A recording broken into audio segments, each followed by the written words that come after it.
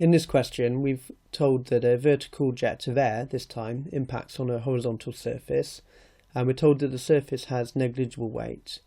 And what is the force required to hold the surface stationary? In other words, what weight or what mass, what force do we need to apply to the other side of this to stop it from moving?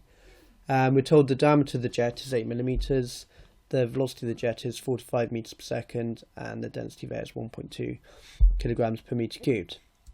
Okay, so how do we solve this? So again, the plate is constrained in the x direction, so we don't need to consider. So we only need to consider forces in the y direction. So this is the fluid momentum equation for that. So the force acting on the fluid in the y direction is equal to the sum of the mass flow rate times the velocity in the y component for the outlets minus the sum of the mass flow rate times the y component velocity for the inlets. So here the velocity going in is, so for the inlet the y velocity going in is c, and for the outlets there is no y component of velocity. It's only coming out at right angles, and therefore horizontal component only, so there is no vertical or y component for the outlets.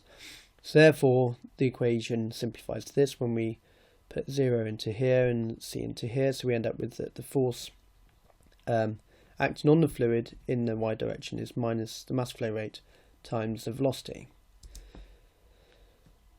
And we know that the mass flow rate is equal to rho, the density times the area times the velocity through that area, and also that the area is equal to pi times diameter squared over 4.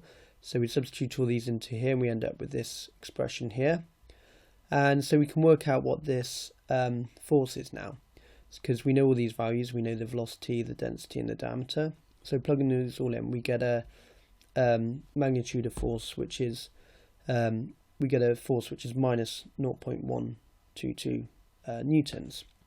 But just note, this is the force that's acting on the fluid, negative, so it's going downwards. But this is the force that's acting on the fluid. Therefore, the force that's acting on the plate, the reaction force, is equal and opposite. So the force that's going up is plus 0.122 newtons. That's the force that's acting on the plate. Therefore, the force that's required to keep that plate stationary, so that's the force that's acting on the plate. So the force that's required to keep the plate stationary is also equal and opposite, and therefore equal and opposite to the reaction force. So therefore the force required to keep the plate stationary is minus 0.1221 newtons.